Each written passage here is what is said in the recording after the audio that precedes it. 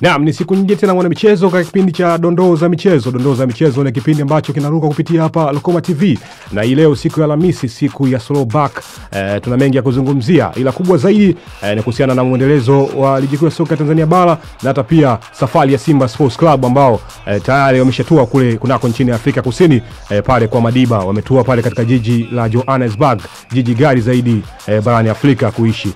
Simba Sports Club wamefanikiwa kufika salama kabisa na wanajiandaa katika mchezo wa marejeano dhidi ya Stellenbosch kule nchini Afrika Kusini siku ya Jumapili. Simba Sports Club wao ambao tayari wamekwisha kufika. Lakini taarifa nyingine pia, leo ndio nafasi ya mashindano ya Muungano Cup ambayo yanatarajiwa kuanza leo katika mechi ya ufunguzi kati ya JKU dhidi ya Singida Black Stars majira ya saa 11 jioni pale katika visiwa vya Unguja na Pemba. Lakini pia katika taarifa za michezo ya kimataifa, AC Milan imeweza kuingoa timu ya Inter Milan ambapo jana kuna dabi ya Milan Derby ambapo jana AC Milan iliweza kushinda kwa aggregate ya magoli 4-1 katika nusu finali ya Coppa Italia. Hao AC Milan wamefanikiwa kupata ushindi. Lakini pia zaidi tuzungumzie taarifa za usajili ambapo kocha wa Manchester United Ruben Amorim amehusishwa na saini ya mchezaji wa zamani wa Wolverhampton Matthias Cunha ambaye kwa sasa bado yupo katika viunga vya Wolves, lakini anahusishwa kuingia katika klabu ya Manchester United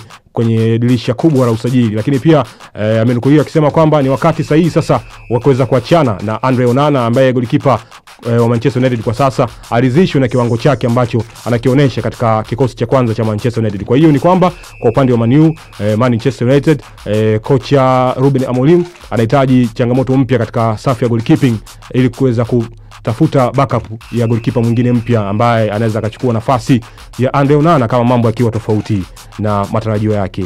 Tuanzie katika safari ya Simba ambapo jana Simba walianza safari kuanzia katika uwanja wa walianza safari katika uwanja wa ndege pale Julius Nyerere na wakafanikiwa kuanza safari majira ya saa 5 asubuhi pale katika uwanja huo, na leo wamefika salama pale Johannesburg nchini Afrika Kusini. Simba Sports Club au wekundu wa Msimbazi Simba, na wamepokewa kwa shangwe na mashabiki wa Simba na wadau wa soka ambao wanaishi nchini Afrika Kusini ambao ni raia wa Tanzania pale katika nchi ya Afrika Kusini, na wamefika pale katika jiji la Johannesburg, na mashabiki walikuwa na mengi ya kuzungumza hasa kabisa kuelekea katika mchezo wa marejeano dhidi ya Stellenbosch kule nchini Afrika Kusini, mchezo wa nusu finali ya kombe la shirikisho barani Afrika ambao utachezwa siku ya Jumapili tarehe 27.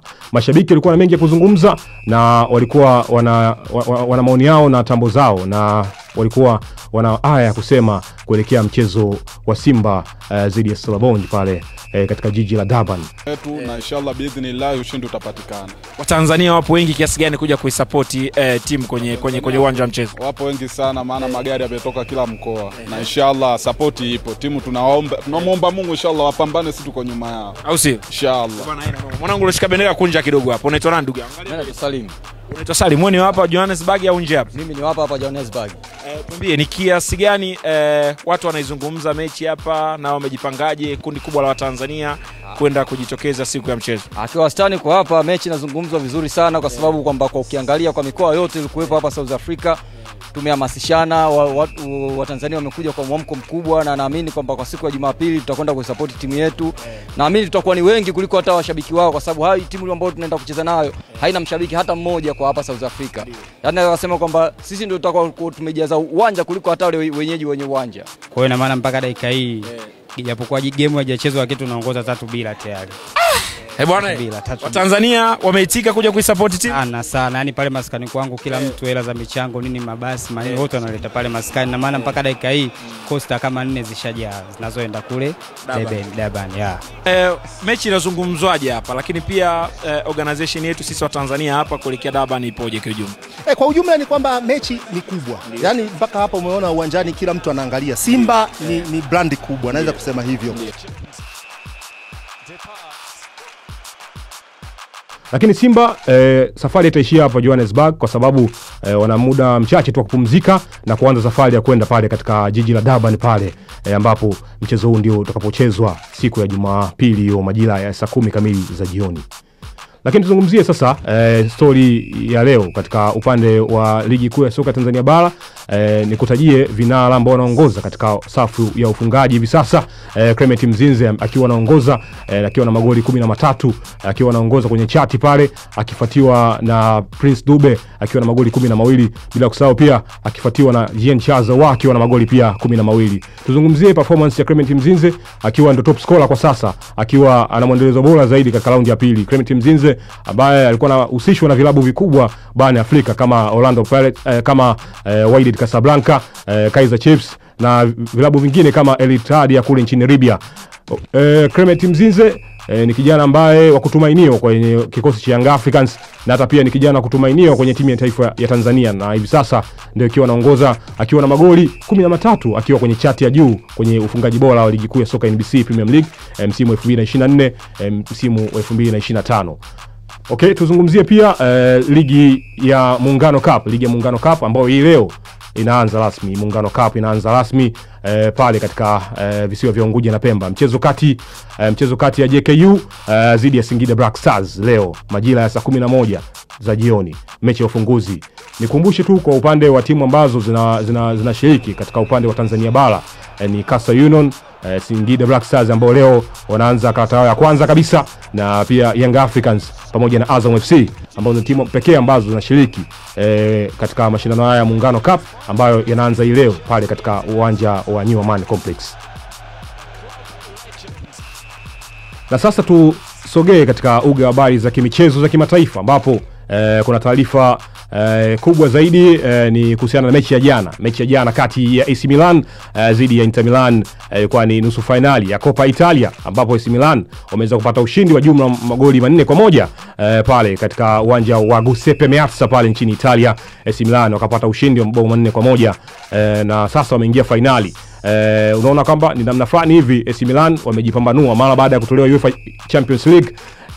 Kinachobaki sasa kwao ni kupambania taji la nyumbani, kombe la nyumbani la pale nchini Italia alifahamika kwa jina la Coppa Italia, na wakapata ushindi dhidi ya wapinzani wao wajadi kabisa Inter Milan magoli 4-1 hiyo jana. Lakini pia tuzungumzie issue ya Manchester United au Manchester United Red Devils. Kocha Ruben Amorim bado anaendelea kuzungumza na kusema kwamba amhitaji Onana katika msimu ujao. Anahitaji kutafuta goalkeeper mwingine ambaye anaweza kukava nafasi ya Onana katika eneo la goalkeeping. Hii inaonyesha kuwa kutokuwa na performance ya kuridhisha kwa upande wa goalkeeper Andre Onana ambaye kwa hivi karibuni amekuwa na performance ya chini sana hasa katika mashindano ya UEFA Europa League. Ruben Amorim amezungumza hayo na kusema kwamba ni wakati sahihi sasa kwa Manchester United kutafuta changamoto mpya ya goalkeeper aweze kuchukua ili aweze kuchukua nafasi ya Andre Onana ambaye raia wa Cameroon ambaye alikuja kuchukua mikoba ya David De Gea kwa nyakati tofauti. Amefanikiwa kuchukua taji la FA pamoja na Carabao Cup.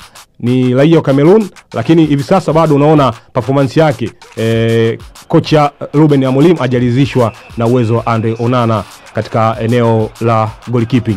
Lakini tuzungumzie pia taarifa nyingine ya usajili ambapo tayari kabisa Manchester United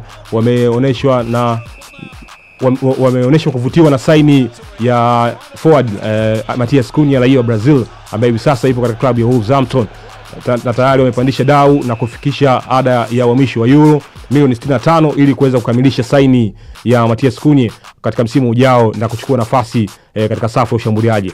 Manchester United imekuwa na changamoto sana katika safu ya ushambuliaji. Manchester United imekuwa na changamoto sana kwenye safu ya umaliziaji. Hii ni baada ya Marcus Rashford kuondoka, na pale tunaona kabisa katika nafasi ambazo wametengeneza kunakuwa na changamoto sana kwenye umaliziaji.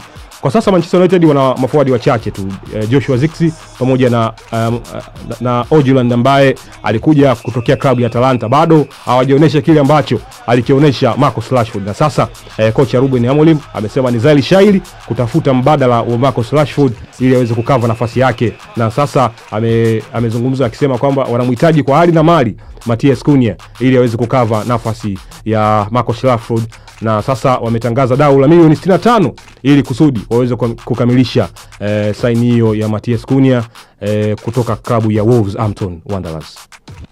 Lakini pia tuzungumzie taarifa za mwisho kabisa, tukiwa tumesalia na mwezi mmoja na wiki moja kuelekea katika mashindano ya FIFA Club World Cup, mashindano makubwa kabisa ulimwenguni katika ngazi ya vilabu. Na katika upande wa mashindano haya ambayo yanatarajiwa kuanza mnamo mwezi Juni, kuna baadhi ya timu tayari zimeshaanza kujiandaa katika mashindano haya na kuweza kufanya usajili hapa na pale, lakini leo tutazungumzia timu za Afrika, Wydad Casablanca, Mamelodi Sundowns, Al Ahly pamoja na Esperance ya Tunisia, ambazo timu pekee ambazo zinawakilisha katika ukanda wa Afrika katika mashindano ya Club World Cup.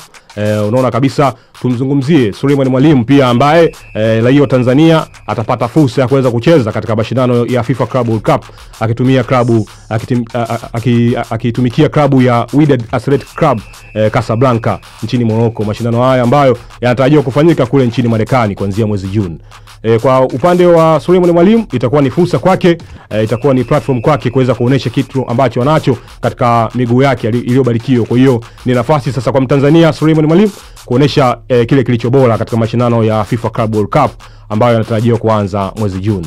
Lakini pia kwa upande wa vilabu vya kule nchini England, Manchester City, Chelsea ndio timu pekee ambazo zinawakilisha katika mashindano haya ya FIFA World Cup. Lakini pia kwa upande mwingine vilabu kama Real Madrid pamoja na Atletico Madrid kule nchini Hispania ndio timu ambazo zinawakilisha katika mashindano haya makubwa ambayo yanasubiriwa kwa hamu kabisa na wapenzi wa soka katika ngazi ya vilabu, na kuweza kuona yapi ambayo yatakayojiri kule kunako nchini Marekani katika mashindano ya FIFA Club World Cup ambayo yanajumuisha takriban timu 32 ambayo huenda yakafana zaidi kwa sababu ndio mashindano ambayo yamehusisha vilabu vingi sana na yamehusisha pesa nyingi sana kutumika au gharama nyingi sana kuandaliwa katika mashindano haya.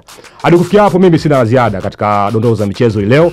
Shukrani za dhati sana ziende kwa Icon nyuma ya kamera ambaye ameweza kufanikisha kipindi hichi cha dondoo za michezo kupitia hapa Lokoma Sports. Mimi sina la ziada. Shukrani sana ziende kwa Icon nyuma ya kamera. Lakini pia usisahau kufollow Instagram account yetu ya Lokoma TV, Lokoma_TV pamoja na YouTube channel yetu ya Lokoma.